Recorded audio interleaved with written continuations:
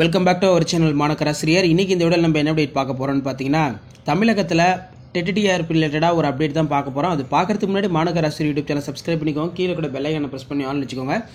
So தமிழ்நாட்டில் dead தேர்வில் தேர்ச்சி பெற்றவர்களுக்கு ஆசிரியர் பணி நியமனம் கிட்டத்தட்ட 13,000 காலி இனங்கள் இருந்தும் 2,000 போஸ்டிங் போடுறதுக்கே பார்த்தீங்கன்னா இன்னும் தமிழக அரசு தயங்கி கொண்டு இருக்கிறது அப்படின்னு சொல்லியிருக்காங்க.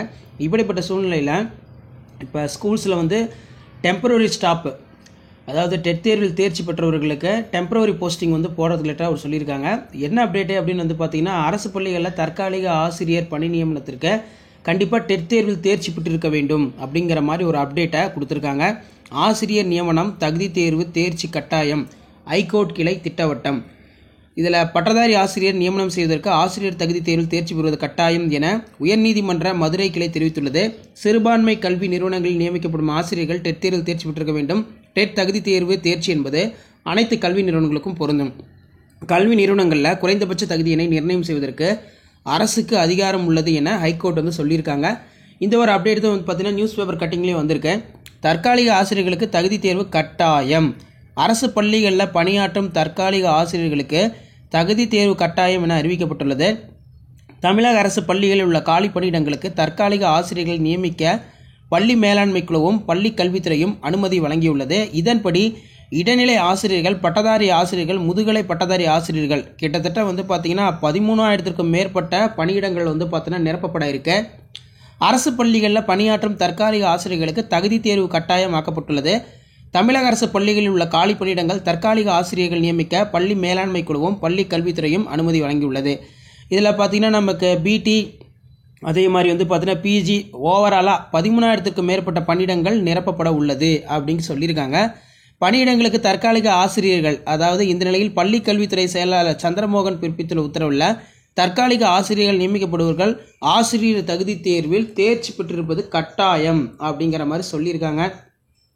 ஸோ மெயினாக இப்போ டிஆர்பி என்ன சொல்லியிருக்காங்க, டெட் தேர்வில் கண்டிப்பாக தேர்ச்சி பெற்றவர்களுக்கு பணி நியமனம் அப்படிங்கிற மாதிரி சொன்னாங்க. அதாவது நியமன தேர்வு எழுதி தேர்ச்சி பெற்ற போஸ்டிங்கு அப்படின்னு சொல்லியிருந்தாங்க. இப்போ போகிற போக்க பார்த்தீங்கன்னா இந்த நியமன தேர்வுலையுமே பார்த்தீங்கன்னா ஃபஸ்ட் கிரேடு, செகண்ட் கிரேடு, இந்த மாதிரி ஃபஸ்ட் ரேங்க் எடுத்தால் தான் நியமனம் அப்படின்னு சொல்ல போகிறாங்களாட்டிருக்கு. அந்த அளவுக்கு பார்த்தீங்கன்னா ஆசிரியர் நியமனமே கடந்த 4 ஆண்டுகளாக இல்லை அப்படிங்கிற மாதிரி சொல்லியிருக்காங்க.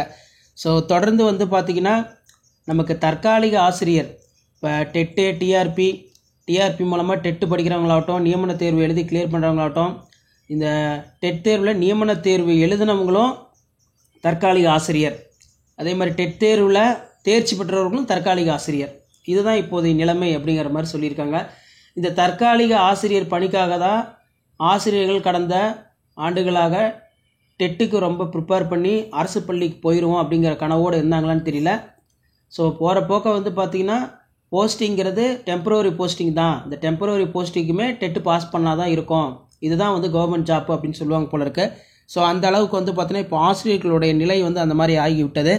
ஸோ தொடர்ந்து பார்த்தீங்கன்னா இந்த நிலையை நீட்டிக்கும் பட்சத்தில் டெட் தேர்வே நடத்தவே தேவையில்லை. எத்தனை தேர்வு நடத்தியும் எந்த ஒரு தேர்வுக்குமே பார்த்தீங்கன்னா வேஸ்ட் பண்ணி போஸ்டிங் போடல ஆசிரியர்களுக்கு அப்படிங்கிற மாதிரி சொல்லியிருக்காங்க. ஸோ இதான் அப்டேட்டு. ஸோ இப்போ கண்டிப்பாக தற்காலிக ஆசிரியர்களுக்கு கண்டிப்பாக டெட் தேர்வில் தேர்ச்சி பெற்றிருந்தால் மட்டும்தான் அவங்களுக்கும் பணி நியமனம் அப்படின்னு சொல்லியிருக்காங்க. ஸோ இதான் அப்டேட்டு. ஷேர் பண்ணிட்டு பாருங்கள், சப்ஸ்கிரைப் பண்ணிட்டு பாருங்கள். தேங்க்யூ.